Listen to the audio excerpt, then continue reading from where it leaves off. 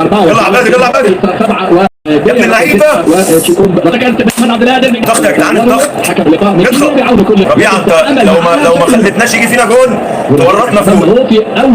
يا معلوم لسه معانا تثبت كوره واحده بس النهارده من الجوره، كوره واحده منزل قفشه يا عم ولا امان. في صانع العاب ازاي يعني؟ الله الله اكرم. يلا يلا تاو تاو اهو يا ناني يا ناني.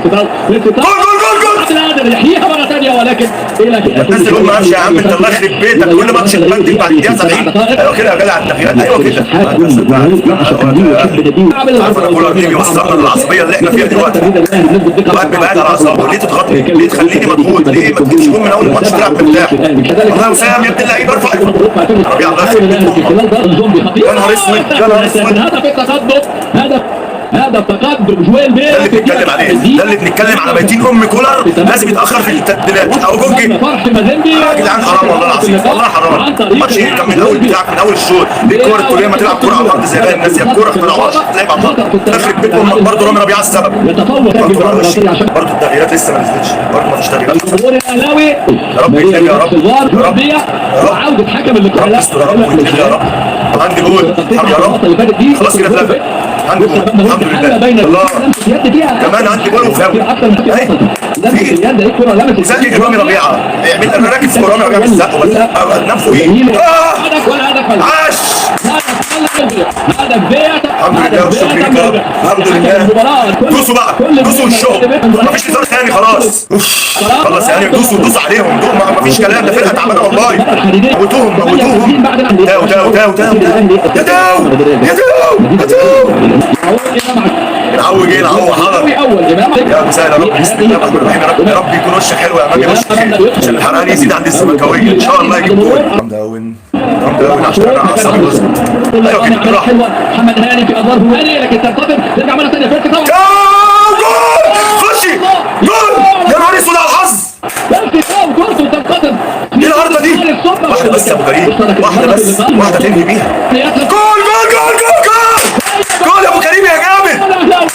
عاش يا وسام. مين عبد المنعم؟ عبد المنعم يا عالمي.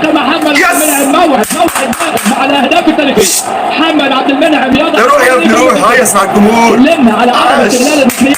عاش جول يعني محمد عبد المنعم امامنا هو بيسجل دائما. عاش يا منعم يا اخيرا.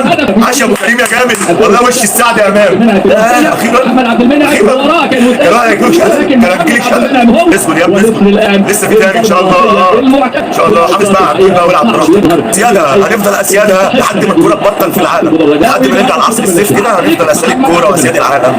يا تو يا ابن اللعيبه يا تو يا ابن اللعيبه. اضغط يا وسام اضغط يا وسام. حلو ده كده اللاعب الترجي يعني فتح كده الملعب بقى يفتحوا لك الملعب. يلا يا تاو قسم ومتعنا يا تاو قسم ومتعنا يا تاو هناك اهو. ليه يا ناني ليه تاني مره يا تاو بتشتت الكل يا تاو بالانانيه دي. نفضل ابطالها لحد ما نبطلها. قلنا بقى الجون الثاني عشان خاطر الزملكاويه ما يقعدوش يقولوا ايه ده الاهلي جاب جون ولا جالهم جون ومش عارف ايه والهرت اللي هيتقال ده. الله يلا وسام يلا وسام. فتشوا عباده عدى وسام يا ابن اللعيبه. ده مفسر عالمي يا ابن اللعيبه يا ابن اللعيبه عباده. عبد القادر راح عبد القادر عدى ولم يا ابن اللعيبه. يا جون يا محظوظ يا جون يا محظوظ يا ابن المحظوظ. عبد القادر يلعبها رب الناس. ازاي الكوره تخبط في الحكم في وسط منطقه الجزاء ويمشي اللعب عليه؟ لا حلوه والله العظيم حلوه. رابط الشحات واقفين ايه؟ هيتنقطوا منه يا ابن اللعيبه. وما بين فريق النادي جول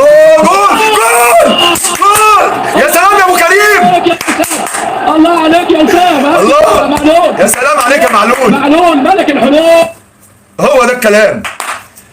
ولكن المره دي الحل بين ابو علي وسام ابو علي هنا اللاعب الفلسطيني اللي وضع هذه عشان يحق معلول يعملها بقى ايه والان متعثر مباريات ونصف النهائي دون ان يخسر النادي الاهلي. ووسام ابو علي قلنا يا ابن اللعيبه امام من البدايه. سلام عليك يا ابو كريم يا تكتكه. سلام عليك يا ابو كريم يا تكتكه. ثالث بقى احنا طماعين كل الكوره بايده وقع في وشه. كنت مش عارف جاي ينام ولا ايه ما نامش كويس ولا ايه حكايتك. عاش يا ابو كريم. ارجع الراجل في الماتش بصراحه. الدور الرئيسي في الحفاظ يا نهار اسود على طول السلام. ليه فتشوا كده؟ انا هشتكي ياسر ابراهيم بصراحه عشان رامي ربيعه ده خلاص هيجلطنا هيجيب لنا كل الامراض اللي في الدنيا رامي ربيعه. الحفاظ على اخيرا عملت حسن يا رامي ربيعه. فولت العالم ليه محمود كهربا فولت العالم اللي هذه اللي عملها عاش يا معلول. والله راجل يا معلول، والله راجل. وديت الاهلي بالفلوس اللي خدتها 100 سنه قدام. استحق وزن الدهب والله يا رامي عالمي. ده اللي بتحاول الهجمه ليه؟ لموز وعنب. قطع كهروب الفولت العالي. ارفع من فوقيا كهربا زي بتاعت الهلال السوداني. 12 دقيقه ان شاء الله ياخدوا تالت. الله يخرب بيت امك يا رامي ربيعه، كنت هتورطنا برضه.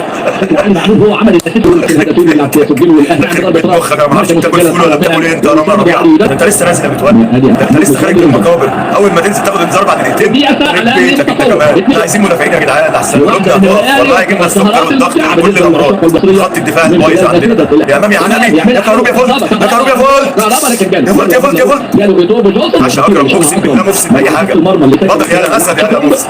فيصل عالمي عشان اكرم وربنا راجل يا اكرم وربنا راجل المباراه والله. اللي شالها واللي اجاد فيها واللي انقذها براعه الحقيقه وتغطيه مميزه. يعني كان واللي انقذها براعه الحقيقه وتغطيه مميزه. يعني كان دور ممكن دور ظهير ايمن يبقى هو اللي واقف في هذا المكان، لكن هو برضه باحساس عالي شال في لقطه من اهالي اسد ابن الوسع عوام. جماهير الحقيقه لا تنسى الجماهير اللي حضرت النهارده. جماهير السبب في الملعب ساد امام جماهير وعشاقه ومحبيه في ليله من ليالي الانتصارات والافراح الاهلاويه. في مسؤوليه هذا الحضور الجماهيري والتركيز اللي كان بيدعم اللاعبين والروح اللي دايما والتركيز. تناموا بقى تلاقوا في نقص في الصيدليات. اتمنى ان انتوا تدوروا ما تطلعوش الا هل يكافئ اكرم؟ هل يكافئ؟ جول 10 يا اسد. كم توفيق يكسب المباراه مسك الختام. والله تستحق تجيب جول اقسم بالله. اصبر الاهلي يصل امام برضه يا ولد. امام عاملها حلوه قوي. انطلاق. مبروك يا رجاله الصعود للنهائي. اي نعم احنا عندنا مشاكل في خط الدفاع والدنيا مش متظبطه، ولازم الاهلي يجيب مدافعين جديده علشان الدنيا تبقى متظبطه. يعني مثلا غياب ياسر ابراهيم مؤثر معانا جدا، غياب مروان عطيه مؤثر جدا. الترابط بين اللعيبه في الملعب لابد يكون في ترابط بين اللعيبه في الملعب.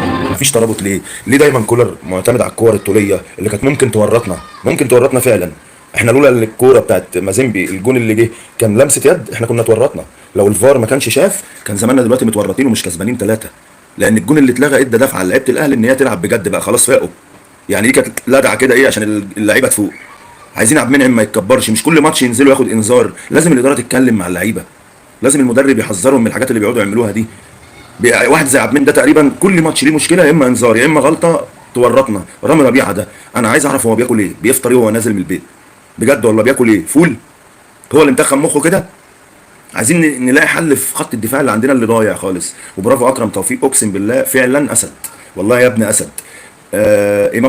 امام عاشور انت حته جاتوه. نرجع بقى لكبير الليله دي علي معلول ملك الحلول ابو كريم الغالي، حته الجاتوه التونسي اللي كل الاهلاويه بتعشقه. ومفيش محترف جه النادي الاهلي افضل من علي معلول من وجهه نظر ومن وجهه نظر ناس كتير جدا. اقسم بالله لولا علي معلول كان الماتش ده هيبقى في حته ثانيه، وكان زماننا دلوقتي رايحين لضربات جزاء ودخلنا في متاهات. احنا عدينا النهارده كده بقدر ربنا. اي نعم الجول اللي اتلغى حفز لعيبه الاهلي. عندنا برضه عبد القادر النهارده كان المفروض ان هو يبقى بشكل احسن من كده، ما ظهرش، ما لعبش كوره النهارده. عبد القادر ما لعبش كوره. بيرسي تاو على مهارته دي ووصوله للجول لو بيربط مع واحد كان زماننا كسبانينهم 6. لكن انانيه بيرسي تاو لابد كولر يتكلم معاه في النقطه دي، والاداره برضه تتكلم. في حاجات حاصله كده غريبه في الملعب. يعني بص كوره واحده ايه، علي معلول ظبط كوره ودى وسام ابو علي. امام عاشور ظبط كوره لعلي معلول وصل بيها برضه ايه الهدف الاولاني. فايه المانع لما اريح علي معلول من الضغط اللي عليه ورا ويجي يقوم رافع لي كوره واحده في الماتش يخلص بيها الماتش؟ فانت دلوقتي يعني ليه مصمم على خطه معينه تفضل مشتت بيها 60 70 دقيقه، تضيع من الماتش 60 70 دقيقه وتيجي في الاخر تبكي وتقعد تدور هتعمل ايه؟ فليه ما تلعبش كوره زي ما كنت كولر الاولاني اللي اتعودنا عليه؟ اول ما جه كان بيدور اللعيبه. فين خالد عبد الفتاح؟ محمود متولي اللي منزله دوت معلش راجل بقاله كام شهر قاعد، داخل على سنه تقريبا ولا اكتر قاعد من ماتش الاتحاد السنه اللي فاتت.